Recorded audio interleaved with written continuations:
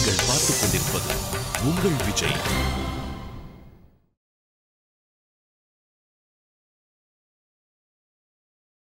ஏய் பாண்டி, நீ என்ன பண்ணிட்டு இருக்க? நான் ஏன் உன்கிட்ட சண்டை போட போறேன்? உன்கிட்ட இருக்கிறது எல்லாம் என்கிட்ட இருக்கு. என்கிட்ட பெருசா ஒன்று இருக்கு, அது உன்கிட்ட இல்ல. அப்பா.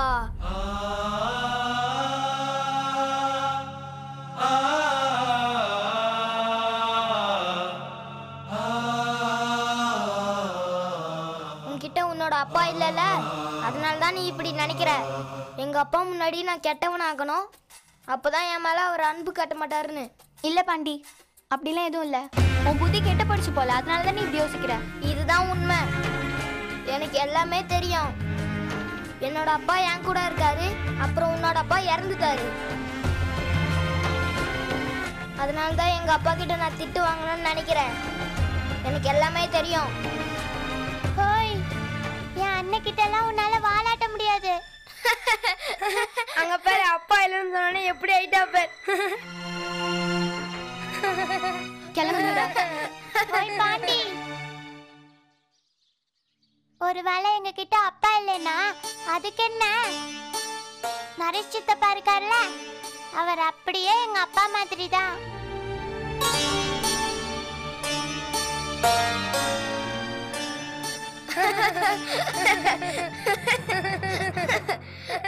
நரேஷ் சித்தப்பாவும் உங்க அப்பா மாதிரி நினைச்சிட்டு இருக்கியா? எனக்கு அப்பவே தெரியும் நீ ஒரு பைத்தியம்னு. ஆனா இந்த விஷயம் தெரியாது, நீ பைத்தியம் இல்ல, பெரிய பைத்தியம்னு.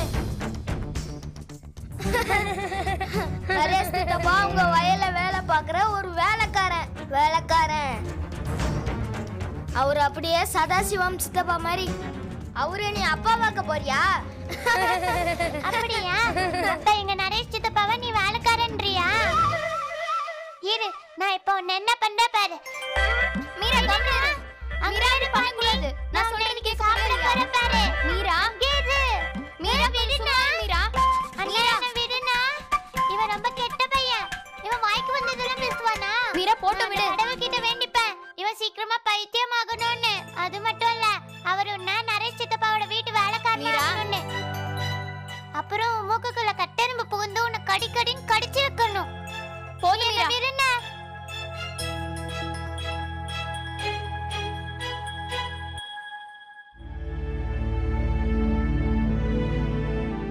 போதும், இங்க இருந்து கிளம்பு.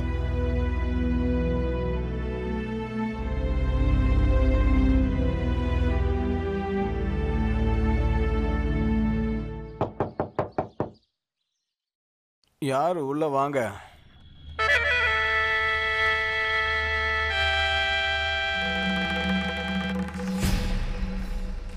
அண்ணி, அண்ணி நீங்க வாங்க வாங்க, உட்காருங்க.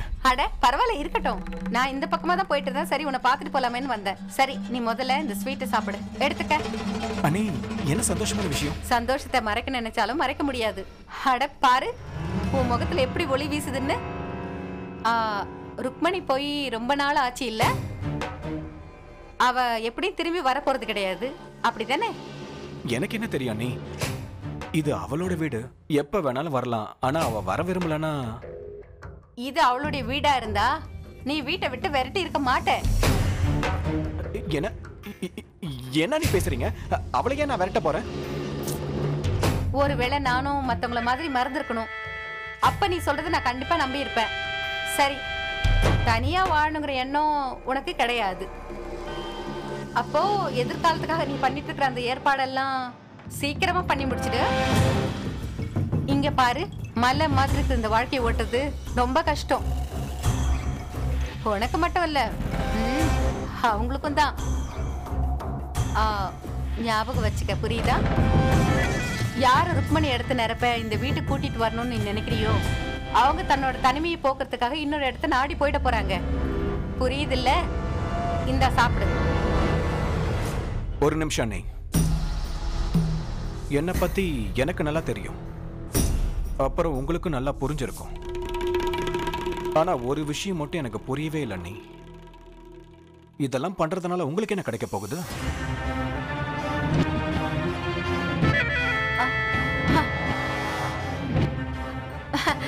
கடவுளே இந்த காலத்துல ஒருத்தரோட நன்மை பத்தி யோசிக்கிறது ரொம்ப தப்பு. நீ இருக்கியே, உன் மூளைக்கு ரொம்ப வேலையை கொடுக்காத. எதுக்கு பயன்படுத்தணுமோ அதுக்கு பயன்படுத்து. இதுல எனக்கு என்ன நன்மை இருக்கு? நான் விரும்புறதுல ஒண்ணுதான், கலைஞ்சு போன குடும்பம் மறுபடியும் சரியாயிடணும். எனக்கு ரொம்ப கஷ்டமா இருக்குது. நான் கிளம்புறேன், சாப்பிட்டுடு. இந்த மாதிரி பண்ணா நமக்கு 3000 ரூபாய் வரைக்கும் மிச்சமாகும். இதை நான் யோசிக்கவே இல்லை. நீ ரொம்ப வித்தியாசமானவ. எல்லா ஷூக்கும் கீழே அழுக்காக உன் ஷூக்கு மேல அழுக்கா இருக்கு. அண்ணா, நான் வேணும்னே அந்த ஷூ அழுக்கு பண்ணல, அது தானா ஆயிடுது. இப்பெல்லாம் மழை அதிகமா இருக்குல்லண்ணா, எங்க பார்த்தாலும் ஒரே சேறு சேரா இருக்கு. அதனாலதான் நான் இதை இப்படி போட்டுட்டு நடக்கும்போது இந்த மாதிரி அழுக்காயிடும். நான் ரொம்ப கஷ்டப்பட்டு கழுவி இருக்கேன். அண்ணா, ஒரு வாட்டி பாருண்ணா. மீரா வேணாம். மீரா, எனக்கு தெரியும் இப்ப நீ இதை வச்சு விளையாடணும்னு நினைக்கிற. ஆனா இப்ப இதை காய வைக்கணும். ஒருவேளை இது காயலன்னா டீச்சர் உன்ன பயங்கரமா திட்டுவாங்க. அண்ணா, ஒரே ஒரு வாட்டி பாரு. மீரா, என்ன தொல்லை பண்ணாத. கீழே வை. அப்புறம் பேசாம இங்க உட்காரு.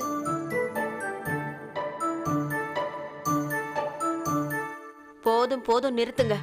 ரொம்ப நேரமா 2 பேரும் கணக்கு வழக்க பார்த்து மண்டைய உருட்டிக்கிறீங்க. இப்ப இதை சாப்பிடுங்க. என்ன அந்த நீங்க, உங்களுக்கு எதுக்கு இந்த சிரமம்? டீ நான் போட்டிருப்பேன்ல. ஆமாம்மா ரத்னா, 2 கப்பு டீ போட்டதுனால நான் ரொம்ப களைச்சு போயிட்டேன். அது மட்டும் இல்லம்மா, நான் தேயிலை தோட்டத்துக்கே போயிட்டு வந்துட்டேன். அங்க போய் தேயிலை பறிச்சுட்டு வந்து இந்த 2 கப்பு டீயை போடுறதுக்குள்ள என் இடுப்பே உடைஞ்சு போச்சு. என்ன பண்றது? நீ இருக்கியே. ஆமா இருக்கேன். சாப்பிடுங்க சாப்பிடுங்க.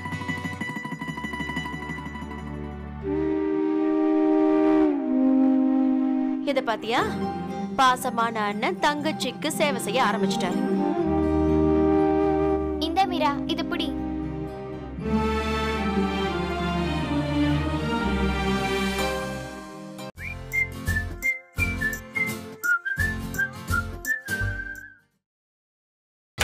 நீங்கள் பார்த்துக் கொண்டிருப்பது உங்கள் விஜய்.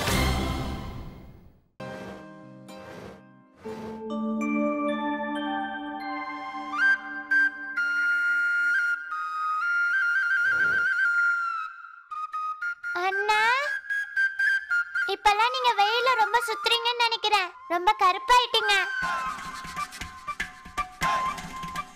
கருப்பாவா? நான் எனக்கு இது தெரியவே இல்லையே. எங்க மீரா? முன்ன மாதிரி தானே இருக்கேன். அண்ணா, முகத்தை பார்த்தாதான் தெரியுது. முகத்தை. ஆனா நீ இப்ப கவலைப்படாத. எனக்கு நல்லா தெரியும் உன்னை எப்படி வெள்ளையாக்கணும்னு. அது எப்படி? அது ரொம்ப சுலபம்டா.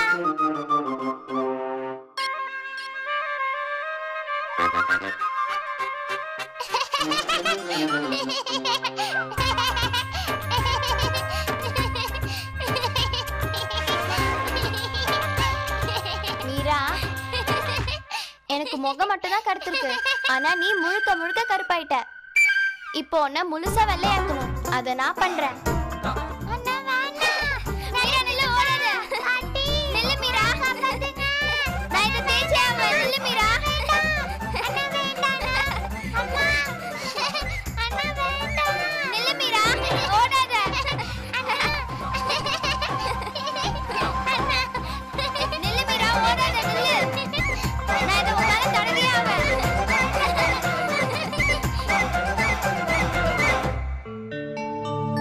வெயில் போகுது. இன்னும் கொஞ்ச நேரத்துக்கு தான் இருக்கும். அண்ணா, இந்த வெயில் ஏன் போகுது? ஏன் இருக்க மாட்டேங்குது? மீரா, இங்க பாரு. நம்மள மாதிரியே வெயிலுக்கும் ஸ்கூல் இருக்கு. நீ தினமும் காலையில ஸ்கூலுக்கு போயிட்டு படிச்சுட்டு சாயங்காலம் வீட்டுக்கு வந்துருவல, அதே மாதிரி தான் வெயிலுக்கும். வெயில் வந்து படிச்சுட்டு திரும்ப போயிடும்.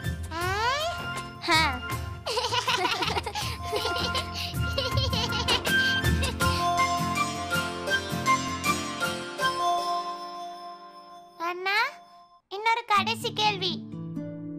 அந்த சுகு வீட்டு வெளிய நிறைய பெரிய பெரிய செருப்பு இருக்குல்லண்ணா, அது யாரோடது? மீரா, அது பக்கத்து வீட்டு பெரியப்பா தான் இருக்கும். அவர் ரொம்ப பெரியவர்ல, அவர் பாதம் பெருசா இருக்கும். அதனால தான் ஒரு செருப்பும் பெருசா இருக்கு. அண்ணா, இன்னொரு கடைசி கேள்வி. மீரா, அண்ணா, கண்டிப்பா இதான் கடைசி கேள்வி. கேளு. மக்களோட பாதம் மட்டும் ஏன் பெருசா இருக்கு? மீரா, மக்களோட காலு ஏன் பெருசாகணும்னா அவங்க நிறைய வேலை பண்ணணும்ல, வயலை பாத்துக்கணும், நிறைய பெரிய பெரிய வேலை பண்ணணும்ல. இங்கேயும் அங்கேயும் ஓட வேண்டியதா இருக்கும், வீட்டை பாத்துக்க வேண்டியதா இருக்கும், அதனாலதான் பெருசா இருக்கும். ஆனா இப்படி இருந்தா எவ்வளவு நல்லா இருக்கும்ல. ஒருவேளை நம்ம வீட்டுக்கு வெளியிலயும் இவ்ளோ பெரிய பெரிய செருப்பு வச்சிருந்தா, அப்பா இருந்திருந்தா எல்லாத்தையும் அவரே பாத்துக்கிட்டு இருந்திருப்பாரு. அம்மாவும் இவ்வளவு வேலை பண்ண வேண்டியது இருந்திருக்காது. நம்ம அம்மாவும் எல்லார் அம்மாவும் போல வீட்டுக்குள்ளேயே இருந்திருப்பாங்க. அம்மா நம்ம கூட விளையாண்டு இருப்பாங்க, என்னையும் திட்ட மாட்டாங்க, என்னையும் உங்களை போல அன்பா பார்த்திருப்பாங்க. அப்படிதானே?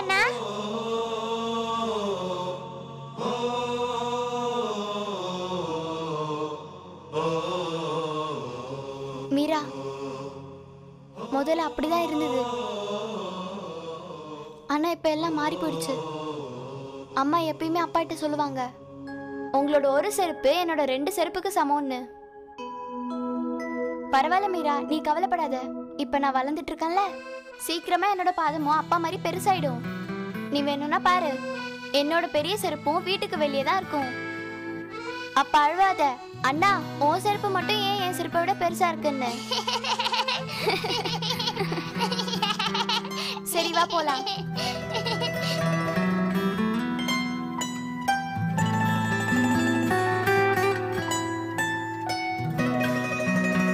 அண்ணா, அதுக்கு ரொம்ப நாள் ஆயிடுமே. எனக்கு எல்லாம் இப்பவே உடனே வேணும். எவ்வளவு நல்லா இருக்கும்.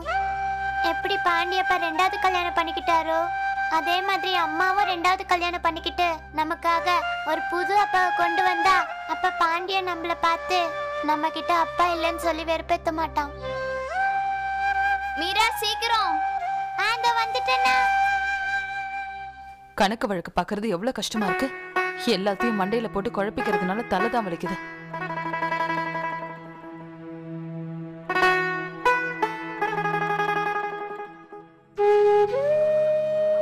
உங்களுக்கு ரொம்ப சந்தோஷமா இருக்குல்ல?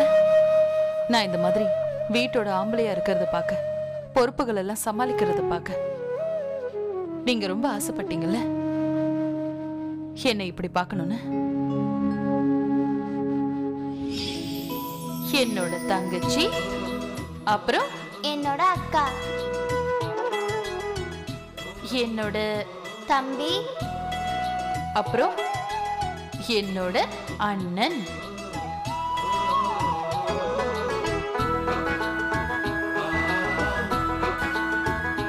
ரன்வீர், என்னோட தம்பி,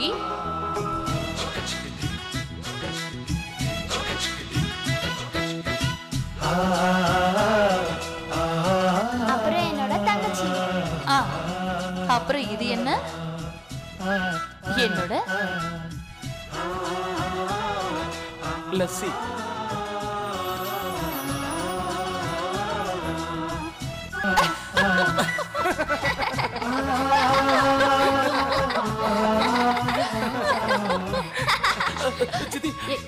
என்னது இது?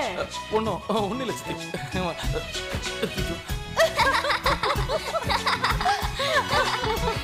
ஓய், என்ன?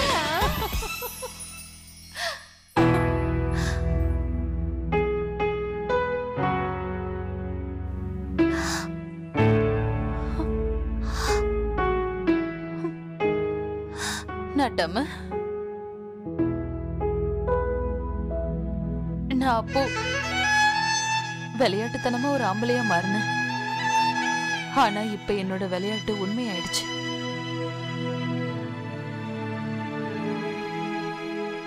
எல்லாரும் இன்னொரு வாட்டி நல்லா கேட்டுக்கோங்க. வருஷம் போல இந்த வருஷமும் 5வது அதுக்கு மேற்பட்ட வகுப்புகள் பசங்களை பொது சேவைக்காக நாங்க அனுப்பி வைக்க போறோம். இந்த வருஷம் நீங்க எல்லாரும் அனாதாசிரமத்துல இருக்கிற பசங்களுக்காக ஏதாவது பொருட்களோ இல்ல காசை சேர்க்கணும். அதனால நீங்க எல்லாரும் இந்த பசங்களுக்காக ஊர் மக்கள் கிட்ட இருந்து உங்களால முடிஞ்ச அளவுக்கு பொருட்களை சேர்க்கணும். எந்த மாதிரினா பழைய துணி, ஷூஸ், செருப்பு, அப்புறம் முடிஞ்சா காசு, இது எல்லாத்தையும் சேர்த்ததுக்கு அப்புறம் அனாதாசிரமத்துக்கு அனுப்பி வைப்போம். ஒருவேளை நான் போயிட்டேனா அப்ப மீராவை யார் கவனிச்சுப்பாங்க? இப்ப இதுக்காக நாங்க 1 மணி நேரம் மட்டும்தான் டைம் கொடுக்கறோம். அதுக்கப்புறம் எல்லாரும் ஸ்கூலுக்கு திரும்பி வரணும். யாரும் வீட்டுக்கு போகாம ஸ்கூலுக்கு தான் திரும்பி வரணும். இல்ல, நான் டீச்சர் கிட்ட சொல்ல போறேன் என்னால மீரா விட்டுட்டு போக முடியாதுன்னு. சரி பசங்களா, எல்லாரும் கிளம்புங்க. டீச்சர் டீச்சர் என்னால இந்த கேம்புக்கு போக முடியாது. ஏன் கண்ணா, என்ன அப்படி சொல்ற? இது நல்ல விஷயம் தானே. இந்த மாதிரி நல்ல விஷயங்களுக்கு நீ என்னைக்குமே முன்னாடி தானே நிப்ப. இன்னைக்கு என்ன ஆச்சு? டீச்சர் என்னால மீரா விட்டு போக முடியாது டீச்சர். போன வாட்டி ஸ்கூல்ல புலி வந்தப்போ நான் மீரா கூட இல்ல. அப்ப மீராக்கு பெரிய பிரச்சனை வந்தது. உன் தங்கச்சி மேல உனக்கு எவ்வளவு அக்கறை. ஆனா ரன்வீர், நீ எதுக்கும் கவலைப்படாத. நான் மீராவோட டீச்சர் கிட்ட பேசுறேன். அவங்க மீராவை பத்திரமா பாத்துப்பாங்க. மீராவோட பொறுப்பு இப்ப எங்களுக்கு விட்டுரு. சரி டீச்சர்.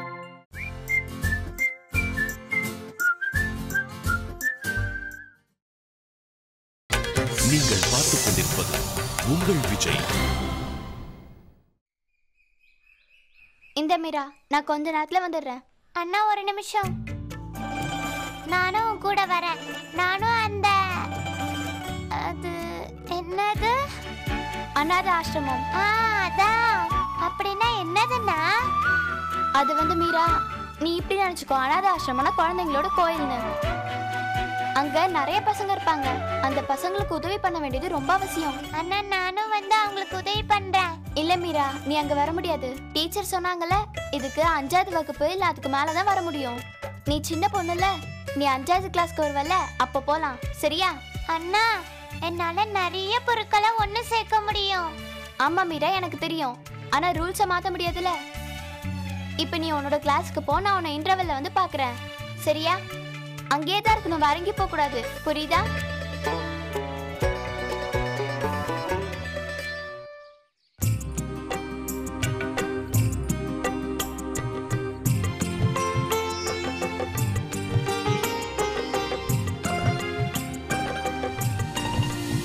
நாட்டில் மரங்களை வளர்த்தால்தான் நாடு செழிப்பாகவும் நன்றாகவும் இருக்கும்.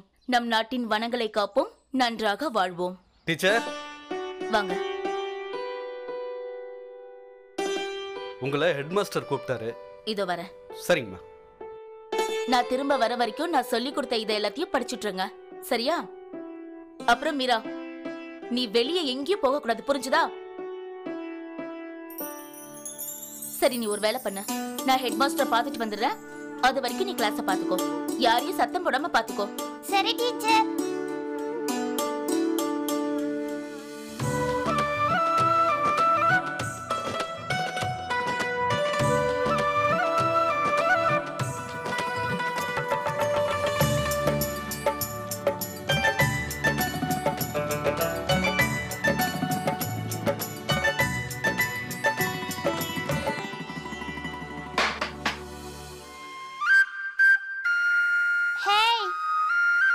யாரும் சேட்டை பண்ண கூடாது.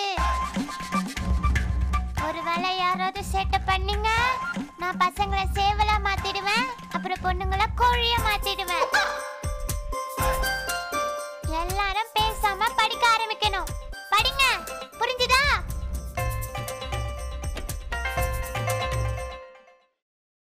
வீரா, உங்க அண்ணன் கூட நீ ஏன் பொருட்களை சேகரிக்க போல? ஏன்னா அங்க 5வது வகுப்பு பசங்களும் அதுக்கு மேல உள்ள பசங்களும் தான் போகணுமா. நம்ம எல்லாரும் சின்ன பசங்கள்ல, அதனாலதான் நம்மள யாரும் ஸ்கூலை விட்டு வெளியே அனுப்ப மாட்டாங்க. ஆனா ஒன்னும் பிரச்சனை இல்ல, நம்ம கிளாஸ்லயே இருந்து எல்லா பொருளையும் சேகரிக்க முடியும். மீரா, அது எப்படி முடியும்? அது இப்படிதான் முடியும். நம்ம எல்லாரும் நம்மளோட பென்சில், ரப்பர், எல்லாமே, தண்ணி பாட்டில், அது எல்லாத்தையும் இங்க சேர்த்து வைக்கணும். இந்த எல்லா பொருட்களையும் நான் டீச்சர் கிட்ட சொல்லி அனாத ஆசிரமத்துக்கு இதை அனுப்பி வைக்கிறேன். சரியா? நான் இந்த பொருள் எல்லாம் சேர்க்கறதுக்கு வெறும் உங்களுக்கு 5 நிமிஷம் மட்டும் தான் டைம் தருவேன். அதுக்கப்புறம் படிக்கணும்ல. 1 2 3 ஆரம்பிங்க.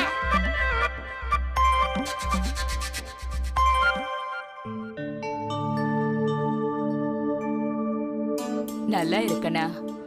நீயும் நல்லா இருப்பா. வா.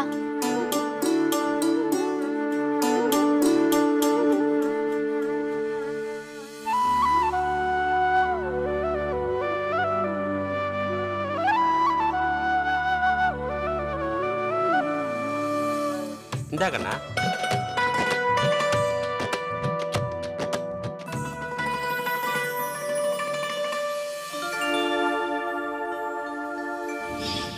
அப்பாவோட உண்டியல நான் அமிர்தசரஸ்க்கு போகும்போது உடைச்சிட்டேன். தன்வி ஏன் நின்னுட்ட? வா, 1 மணி நேரம் முடிய போகுது, இல்லனா டீச்சர் திட்டுவாங்க. ஒரு நிமிஷம் அங்கிள், எனக்கு என்னோட தங்கச்சி மீராக்காக ஒரு உண்டியல் பண்ணணும். நீங்க எனக்கு உதவி பண்ணுவீங்களா? நிச்சயமா, நீ எப்ப வேணாலும் வந்து தயார் பண்ணிக்கோ. வா.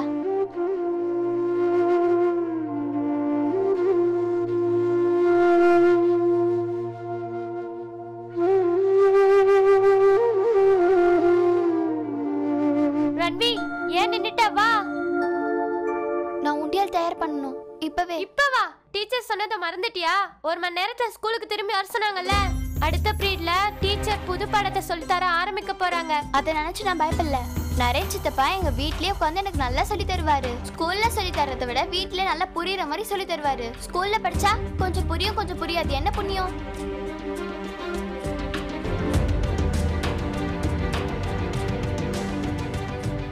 ஆனா மீரா அவ தனியா இருப்பாளே.